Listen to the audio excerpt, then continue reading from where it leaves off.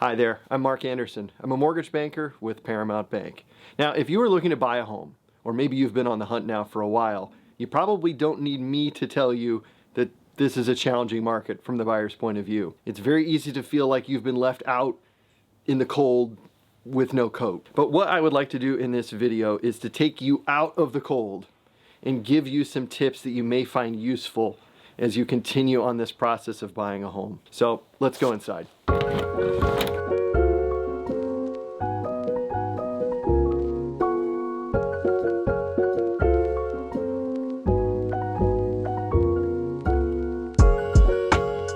All right, now that we are in from out of the cold, let's talk strategy. How can you buy a home in this crazy market and make it as painless as possible? Especially in this market where you've got offers that are going to be ratcheted up based on competition. If you haven't ever gone through the somewhat painful process of sitting down, going through your bank statements, seeing what your lifestyle costs, seeing what money you have, how much you've been able to save, if you haven't done that before, when you're approaching the home buying process, now is the time. Go through that exercise, and what I want you to do is come up with a number. And this number is going to be the total monthly mortgage payments that you can take on comfortably while retaining your overall financial strength and stability. Once you've got this number in mind, $1,500, $2,000, $3,000, whatever it is, the next thing you need to do is work out the down payment side. You don't want to completely drain all of your savings just to get into a home. Fact is, owning a home does come with some unique aspects in the case of furnaces going out, hot water heaters blowing up, maybe not actually blowing up, but you catch my drift. It is so important that anybody that is going to own a home has some money to fall back on. Once you have both of those numbers, one of the things that I can do for you is provide a loan proposal spreadsheet. What you're going to be able to do on this sheet is enter the purchase price that you're looking at. You're going to be able to enter the specific amount in property taxes, maybe for a particular property you're looking at. I've got a default figure in for homeowners insurance, which is designed to kind of be on the high side. I want to be conservative here. And what you can do with that is any property that you're seriously considering, you can actually determine where your red line, as far as your monthly payment is concerned, matches up with the highest price that you can offer while still being within that threshold. The reason I'm emphasizing this and putting this at the top of the list is I have on more than one occasion over the last 12 months dealt with someone that told me something like this. I put an offer in on a property, the bids got ratcheted up. Before I knew it, I was in way over my head, but I can only have my heart broken so many times before I just really need to get a house under contract. So yeah, I went a little nuts and I offered to pay this much, and now I'm freaking out because I won the deal. The sales contract in general is designed in different ways across the country.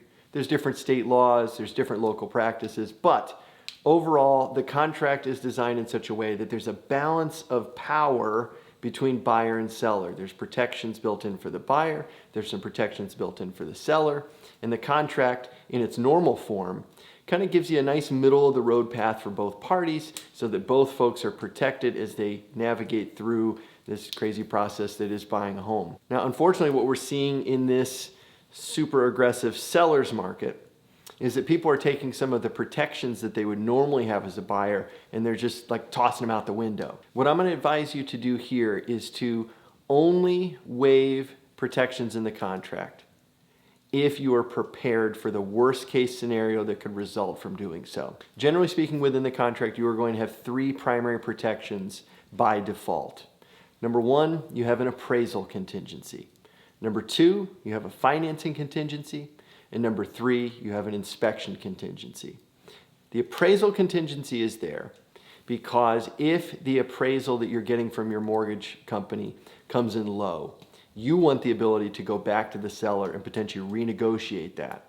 Because in the case of a low appraisal, the lender is going to tell you, hey, we're only going to lend you up to a certain percentage of that appraised value.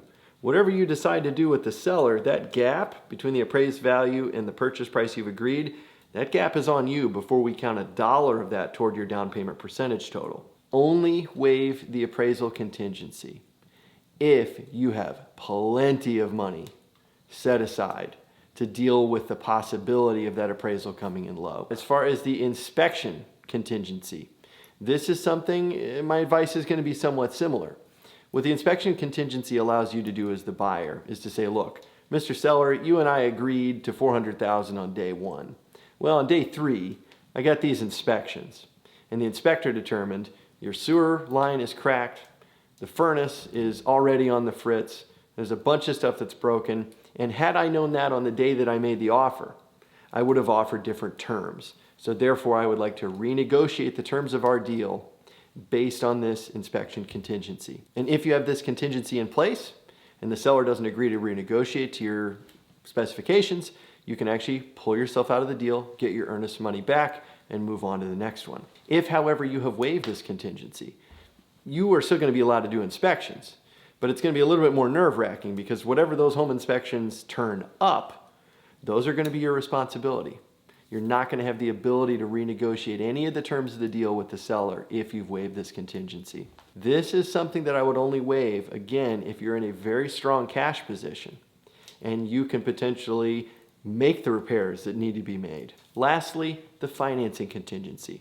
This is one area that I think it's actually very easy with some prep work on the front end to waive this contingency to make your offer much more attractive to a seller. To put it as simply as possible, the financing contingency normally allows you a certain period of time in the contract to go out and make a determination of whether or not you're actually going to be approved for the loan. With the contingency in place, if you are denied for that loan, as long as it's before that deadline in the contract, you go to the seller, you get out of the deal, you get your earnest money, you move on down the road. However, if you have waived this contingency and your loan is ultimately denied, you have no recourse to get your earnest money back. And in fact, the seller may end up taking you to court. As scary as that sounds, it really is the case that you can simply get your loan evaluated by an underwriter before you make an offer. The reason that this is so important is that,